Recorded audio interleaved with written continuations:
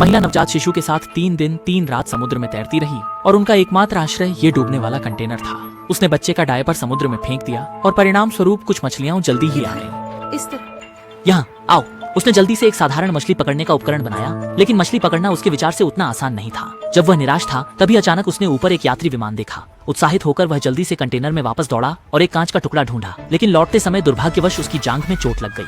दर्द की परवाह न करते हुए वह तुरंत खड़ा हो गया और मदद के लिए चिल्लाने लगा, पर दूरी बहुत अधिक थी, इसलिए प्लेन में बैठे लोग उसे देख नहीं सके। घाव के संक्रमण को रोकने के लिए उसने तेज शराब से घाव को कुछ हद तक साफ किया और फिर ईयरफोन की तार से घाव को सिल दिया। असहनीय दर्द ने उसे लगभग बेहोश कर दिया। पोषण के लिए मछली पकड़ने के उद्देश्य से उसने ईयरफोन की तार से एक सरल जाल बनाया, जिसमें एक डायपर को चारा बनाकर समुद्र में डाल दिया और मछली के फंसने का शांतिपूर्वक इंतजार करने लगा। कुछ सेकंड के इंतजार के बाद आखिरकार मछली फंसी गई।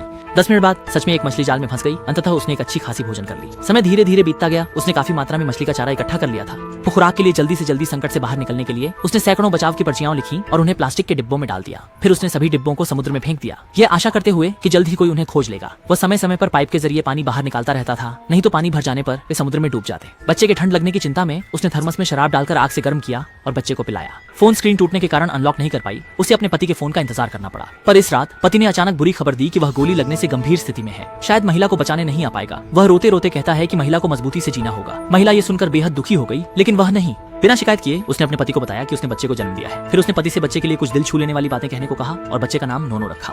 इसके बाद फोन की बैटरी खत्म हो गई और दोनों का संपर्क पूरी तरह से कट गया। कुछ दिनों बाद पानी का स्तर पहले से काफी बढ़ चुका था। उसे सबसे बुरे के लिए पहले से तैयार होना पड़ा। उसने लकड़ी के टुकड़े और प्लास्टिक के डिब्बे से एक छोटी नाव बनाई, इस डर से कि कंटेनर समुद्र की गहराई में डूब जाएगा। वे थोड़ी देर के लिए बेड़े के सहारे तैर सकें। जल्द ही एक समुद्र की चिड़िया के आने से उसे उम्मीद नजर आई, क्योंकि जहां भी समुद्र की चिड़िया मंडराती हैं, वहां से जमीन बहुत दूर नहीं होती। लेकिन अच्छे समय ज्यादा देर तक नहीं टिके। रात में लीक को रोकने के लिए उपयोग की गई सीलिंग स्ट्रिप अचानक निकल गई और समुद्री पानी बहुत तेजी से कंटेनर में प्रवेश करने लगा। ये देखकर उसने भंडार को वापस पाने की कोशिश की, लेकिन नहीं चाहता था कि एक रस्सी से पैर में उलझ जाए। मजबूरन उसे पानी के नीचे जाकर रस्सी को काटना पड़ा। काफी मेहनत के बाद आखिरकार वह सफल हुआ, लेकिन जब वह पानी की सतह पर आया तो पता नहीं चला कि बच्चा किस दिशा में बह गया था। उसने समुद्र में जोर से चिल्लाया, लेकिन अनजाने में उसने एक व्हेल का ध्यान खींच लिया। व्हेल ने जानबूझकर बच्चे पर पानी छिड़का, जिससे बच्चा डर गया और सीधे रो पड़ा।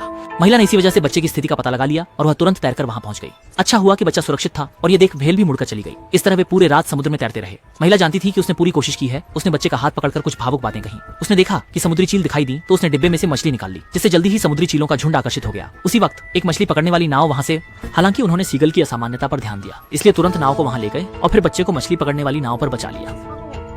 रस्सी के सहारे उन्होंने फिर से उस महिला को ढूंढ निकाला, लेकिन इस समय महिला की हालत नाजुक थी। सौभाग्य से दयालु मछुआरों ने हार नहीं मानी और थोड़ी मशक्कत के बाद अंततः महिला को बचा